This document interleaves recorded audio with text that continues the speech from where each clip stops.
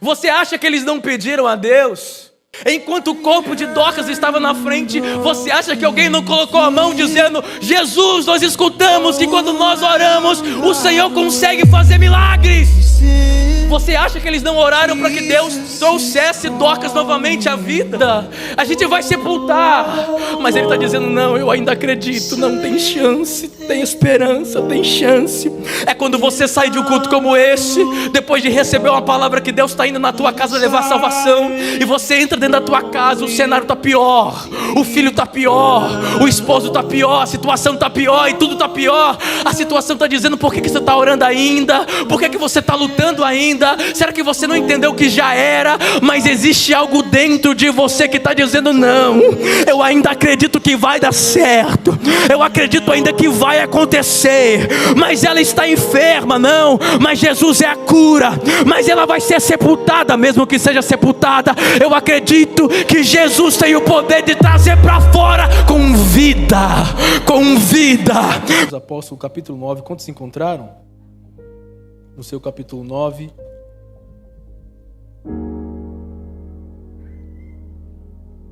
no versículo 39, diz assim: e levantando-se Pedro, foi com eles, e quando chegou, o levaram a um quarto alto, e todas as viúvas, todas quem? Todas quem? O rodearam, chorando e mostrando as túnicas e roupas que Dorcas fizera quando estava com elas. E levantando-se Pedro, foi com eles, e quando chegou, levaram a um quarto alto, e todas as viúvas o rodearam, chorando e mostrando as túnicas e roupas que Dorcas, quem? Dorcas, quem? Fizera quando estava com elas. Que cenário é esse? A Bíblia diz que a partir do capítulo 7 de Atos, após o apedrejamento de Estevão, apedrejamento de quem? Estevão, os cristãos começam a ser espalhados, e a ser espalhados, a Bíblia diz que um deles, chamado diácono Filipe, ele prega na região de Judeia e também da Samaria. A Bíblia também diz que nessa pregação dele se convertem muitas pessoas, e dessas pessoas acompanham também muitos milagres.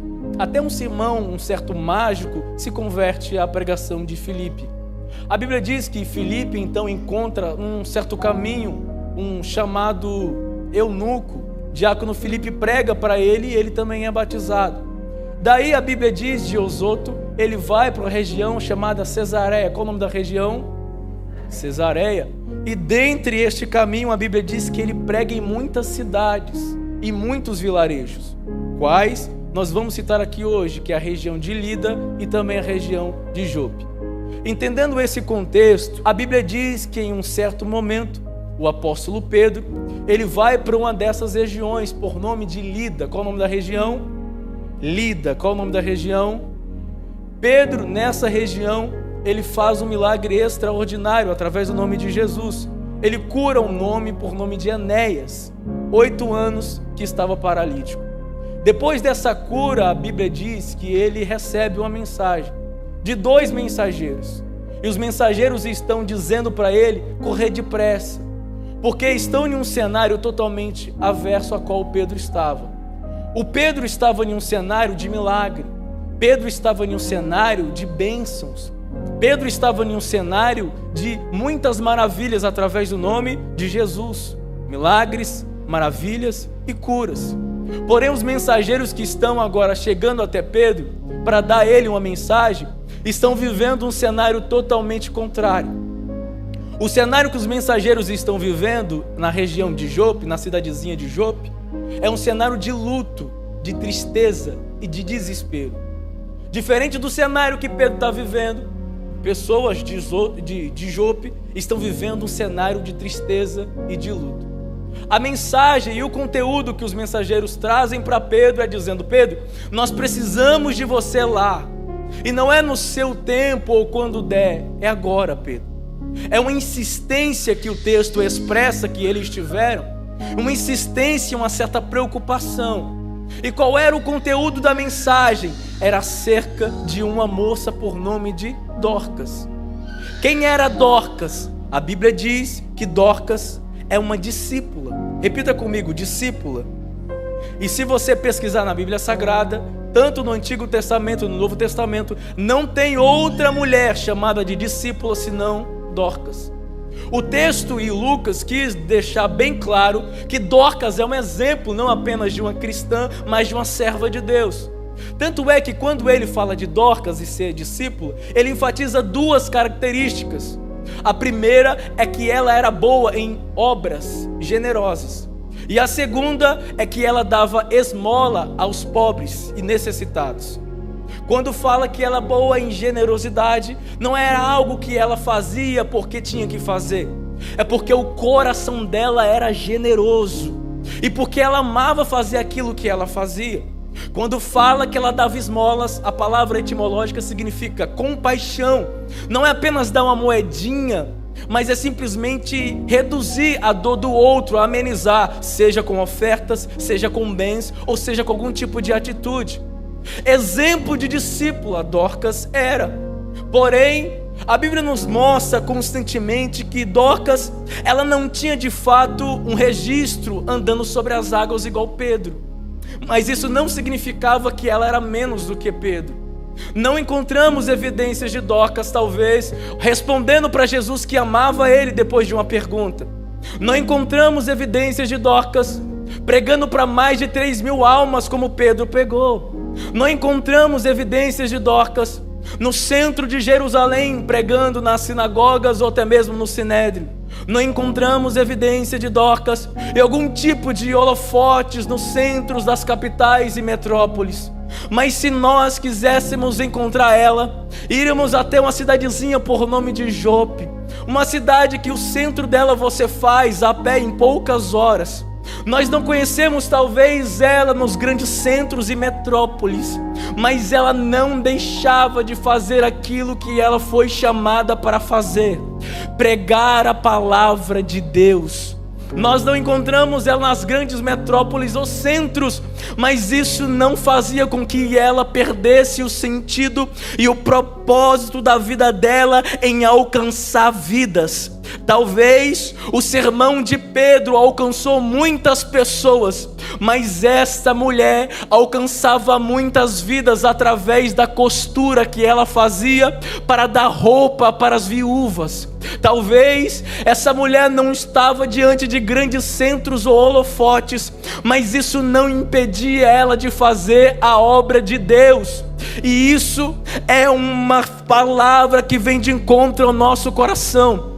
Quantas pessoas nos dias de hoje acham que para ser usadas diante de Deus precisam estar com o microfone na mão e ser de fato algum tipo de centro e de ter reconhecimento. Mas uma mulher nos ensina que o reino de Deus também é construído com uma agulha, com uma linha e com um coração inclinado em fazer a vontade de Deus.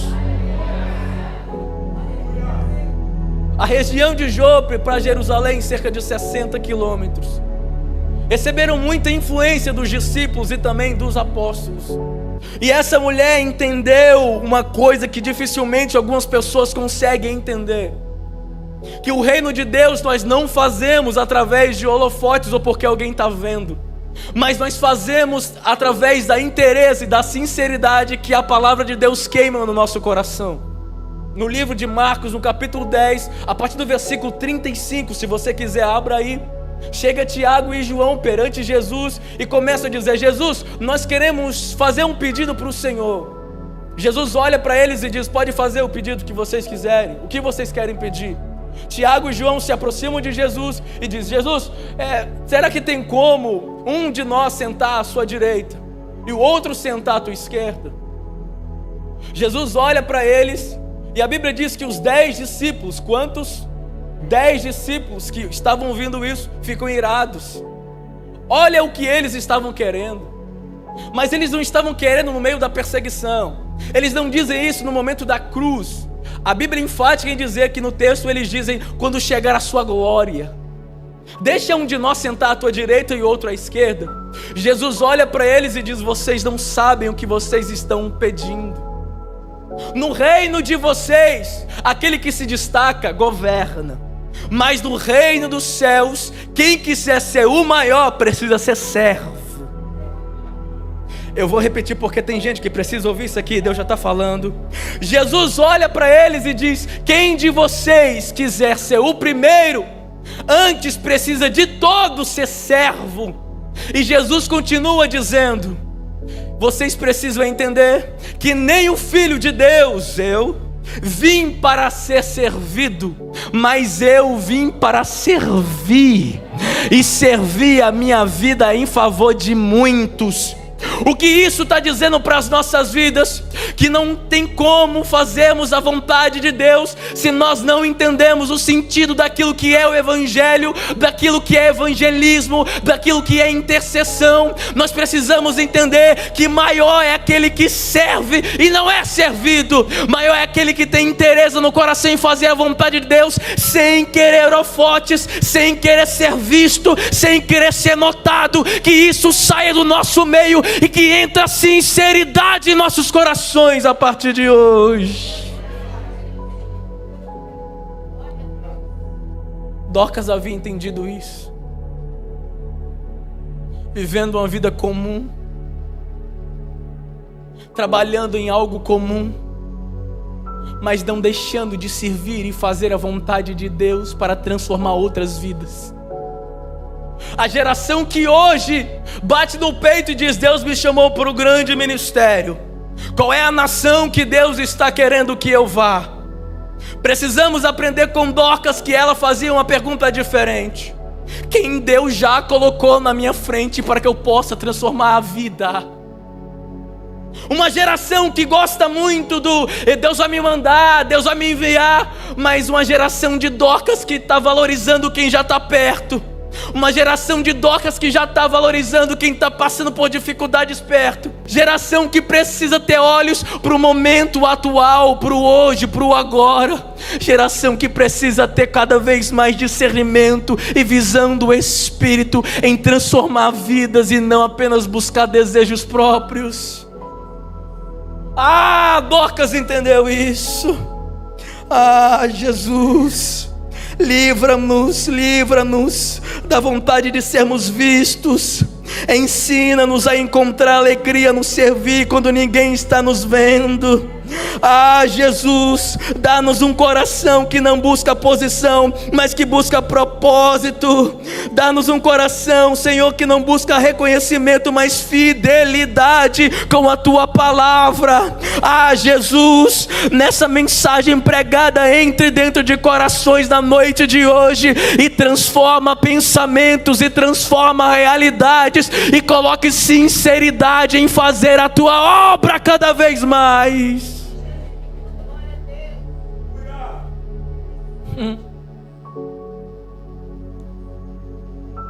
Essa era Dorcas, no vilarejo dela, fazendo a obra de Deus, mesmo sem muitos holofotes. A Bíblia diz que a mensagem que chega para Pedro é desesperadora: vem logo, Pedro. Pedro então começa a ir, e algo chama-nos a atenção aqui, porque lembra que nós falamos no contexto que essa região e outras também foram evangelizadas por um tal diácono Filipe, lembra? A Bíblia enfatiza que ali existia uma comunidade de discípulos, uma comunidade cristã. E para ser comunidade cristã, no básico, eles deveriam saber que Jesus curava, que Jesus podia contra enfermidades e demônios, que Jesus se entregou na cruz do Calvário e ressuscitou ao terceiro dia, e que prometeu que iria retornar. Esse é o básico de conhecimento para quem se chama discípulo. Porém, a Bíblia diz que eles estão chamando Pedro, e a pergunta que fica é: eles não são discípulos? Eles já não entendem que o nome de Jesus cura qualquer tipo de enfermidade? Eles já não entendem que o nome de Jesus é mais forte de qualquer tipo de situação precária? Nós entendemos que sim, mas o que motiva eles a chamarem Pedro, isso é apenas um grito de socorro. A Bíblia diz que Dorcas não falece de repente. Ela fica enferma e depois falece. Eu imagino eles nas reuniões que estavam e alguém dizendo: cadê Dorcas? Dorcas não vai vir hoje. Porque ela sentiu mal-estar, então ela decidiu não vir. No segundo encontro, cadê Dorcas? Dorcas, ela não vai vir hoje também não. Por quê? Porque ela está um pouco mal, piorou depois daquele mal que ela teve. E aí foram seguindo. Dado o momento que Dorcas não consegue mais sair de casa, então eles começam a dizer, como nós crentes dizendo, quando a gente está orando e a situação piora, o que é que a gente faz? A gente abre campanha. Vamos orar então por Dorcas, 7 dias por essa varoa. Eles oram insistentemente e a Bíblia diz que ela não melhora. Então começa a abrir propósitos, fazem jejuns a favor da vida da nossa irmã Dorcas. Quantos acreditam que no próximo culto ela estará aqui? Quantos não fizeram isso? Mas aí o tempo foi passando e o tempo não para de passar. E a Bíblia diz que eles recebem a notícia. Talvez alguém bate na porta e diz: Dorcas, eu tenho notícia dela. O que foi? O anjo visitou ela enquanto a gente estava orando? Não. O que aconteceu? Faleceu. Pensa o conflito que isso gerou na comunidade de discípulos. Dorcas não era alguém que estava de braços cruzados. Dorcas era uma discípula que estava fazendo ativamente as ações. Pensa no conflito. Você acha que eles não oraram? Você acha que eles não pediram a Deus?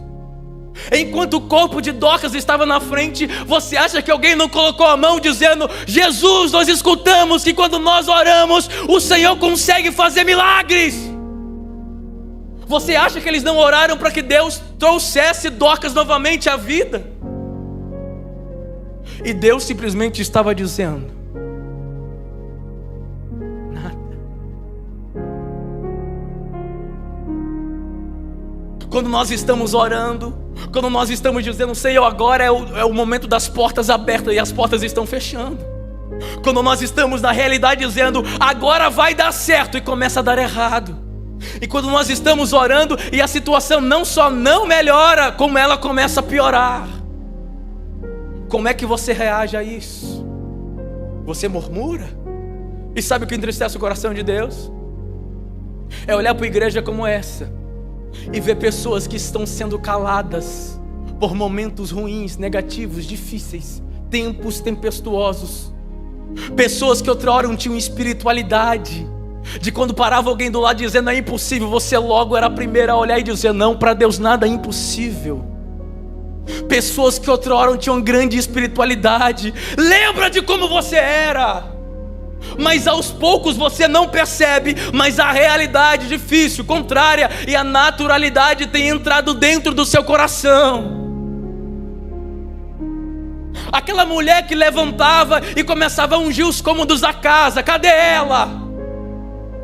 Aquela mulher ou aquele varão que tinha um óleozinho no potinho, que sempre quando tinha enfermidade, sempre estava ali com o óleo ungindo, dizendo: Senhor, eu não aceito aqui dentro de casa. Ainda existe possibilidade, através do nome de Jesus, câncer serem sarados. Ainda existe possibilidade no nome de Jesus de enfermidades baterem em retirada. Ainda existe no poder de Jesus de pessoas que estão mortas voltarem à vida.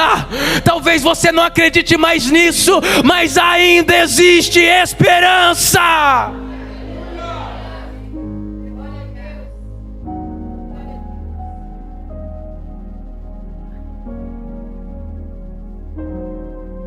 Mai darasuri nando kosore. Namai naravasuri ai darasuru modo kosore. A Bíblia diz: os discípulos mandam os mensageiros até Pedro, e Pedro está chegando. Eles podem por um momento pensar 2 vezes, fraquejar na fé, chamar Pedro. Mas de uma coisa nós não podemos negar. Me pergunte qual? 1, 2, 3. Qual? 1, 2, 3. Existia ainda uma fagulha de esperança. Aqui eu começo a pregar, amém? Brincadeira. A Bíblia diz que ela falece, morre, pegam o corpo dela, lavam e levam para um quarto num lugar alto. A cultura diz que eles deveriam lavar, fazer a cerimônia e sepultar. Mas existe algo que representa uma chama de esperança. Eu imagino alguém dizendo: olha, nós já lavamos o corpo dela e agora a gente vai fazer a cerimônia para sepultar. E não poderia demorar, deveriam sepultar rápido. Alguém olha e está dizendo: não sepulta ainda. Alguém está dizendo: a gente lavou, a gente vai fazer uma rápida cerimônia e a gente está preparando para sepultar. Mas tem alguém no meio que está dizendo: não sepulta ainda. Ah, Jesus. Pode faltar fé para algumas pessoas, o cenário pode estar complicado e difícil, mas ainda tem alguém que está tendo esperança na situação e dizendo: ainda tem esperança. Eu estou pregando para alguém aqui, está ouvindo de um cenário contrário, já era, enterra, perdeu, mas Jesus está te trazendo para você ouvir aqui na noite de hoje: ainda tem esperança. Alguém está dizendo: não vai dar certo, mas ela já foi lavada, a gente vai sepultar. Mas ele está dizendo: não, eu ainda acredito, não, tem chance, tem esperança, tem chance. É quando você sai de um culto como esse, depois de receber uma palavra que Deus está indo na tua casa levar salvação, e você entra dentro da tua casa, o cenário está pior, o filho está pior, o esposo está pior, a situação está pior e tudo está pior. A situação está dizendo: por que você está orando ainda? Por que você está lutando ainda? Será que você não entendeu que já era? Mas existe algo dentro de você que está dizendo: não, eu ainda acredito que vai dar certo, eu acredito ainda que vai acontecer. Mas ela está enferma, não, mas Jesus é a cura, mas ela vai ser sepultada, mesmo que seja sepultada, eu acredito que Jesus tem o poder de trazer para fora com vida, com vida, com vida. Aqueles que acreditam nessa palavra, dê um brado de glória.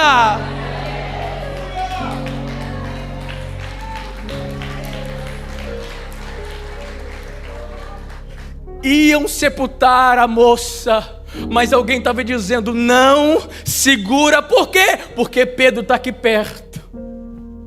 Aí chega Pedro, apóstolo Pedro.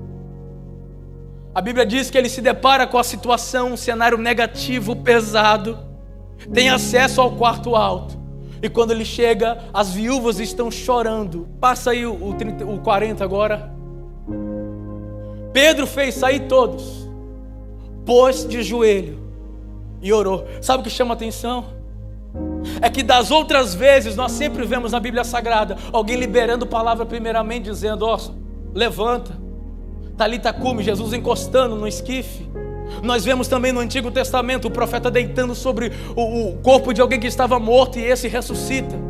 Mas Pedro sabia que o cenário estava tão pesado que a Bíblia diz que antes de qualquer tipo de palavra ele tem um direcionamento: sai todos que estão no quarto.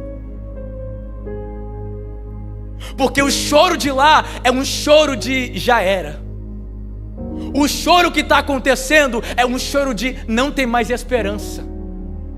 O choro que essas moças estão tendo é um choro de já era, a gente só vai agora só se recordar. Mas na vida do crente, ele não vive de recordação, ele vive de um tempo novo a cada dia.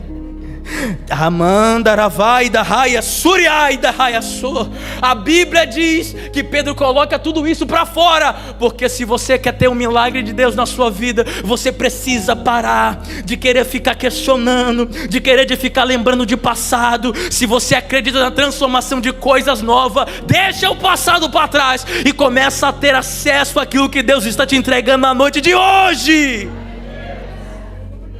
Colocam todos para fora, até os discípulos não ficaram fora disso, vai para fora. A Bíblia diz que ele se ajoelha e ora. Irmãos, isso aqui é a primeira conferência de intercessão, e evangelístico. E nós precisamos entender que o mundo evoluiu, coisas evoluíram, e isso nós estamos vivendo por aí. Mas existe ainda um segredo de séculos que não foi mudado. Se o cenário está difícil, está complicado, e as coisas parecem totalmente contrárias àquilo que você está acreditando que é a promessa, Pedro simplesmente está nos mostrando que o segredo ainda continua sendo se ajoelhar e orar. Porque tem gente que já tentou liberar a palavra, levanta, e não aconteceu. Tem gente que já tentou por força de expressão, eu decreto em nome do Senhor Jesus que a situação vai melhorar, e não melhorou. E às vezes até piorou. Mas Pedro, sabendo do contexto, a Bíblia diz, e ele ajoelha. Irmão, você não está entendendo do que está acontecendo aqui. Você vai perceber que até a sombra do homem curava. Mas aqui ele tem o discernimento em falar, não, aqui a gente precisa dobrar o joelho e orar. Tem alguém comigo aqui na noite de hoje? Se existe algum tipo de conflito, de situação que você esteja vivendo, e talvez você entrou por essas portas dizendo, Senhor, é minha última esperança, Senhor Deus, é minha última vez que eu venho pedir ao Senhor sobre aquilo. Mas na noite de hoje Jesus está dizendo, o segredo ainda está nos joelhos e na oração. Coloque sobre os seus pés na noite de hoje, joelho e oração, joelho e oração. Se desse culto por completo você querer gravar alguma coisa grave, joelho e oração. Coloque a mão no teu coração.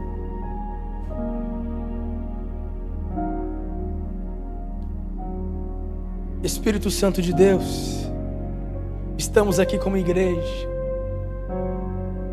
acreditamos na tua palavra, acreditamos em tudo que o Senhor fez por nós.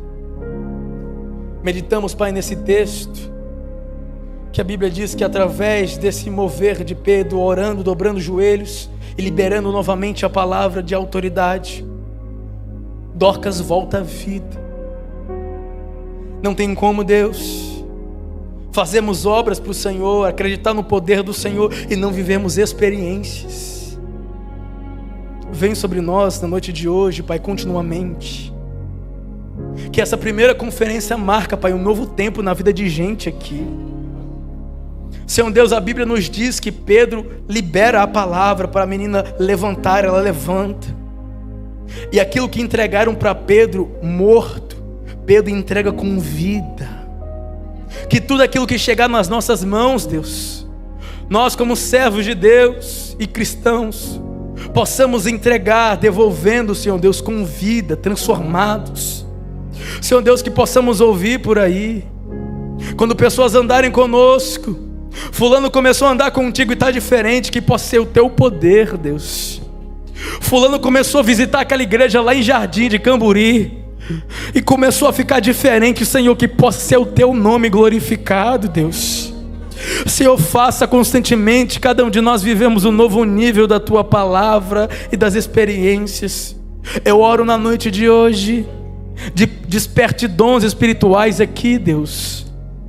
Cura pessoas que estão com enfermidades aqui, Deus, para a glória e honra do teu nome. Nós acreditamos que o teu nome tem poder, Pai. Em cada coração, em cada pensamento, aonde tiver uma pessoa com o emocional abalado, Deus, vivendo períodos de depressão, eu repreendo na noite de hoje, porque nós acreditamos o teu nome tem poder sobre todas as enfermidades. Espírito Santo, se alguém entrou aqui hoje com pensamento suicida, nós repreendemos a noite de hoje, e tudo aquilo que viria, Senhor Deus, como mal sobre essa pessoa e sobre a vida dessa pessoa que iria chorar luto, que na noite de hoje seja repreendido em nome de Jesus. Deus, em nome de Jesus, nós oramos na noite de hoje, porque acreditamos no teu poder, acreditamos na tua presença e acreditamos que o Senhor é o Deus sobre todas as coisas. Em nome do Senhor Jesus, amém e amém.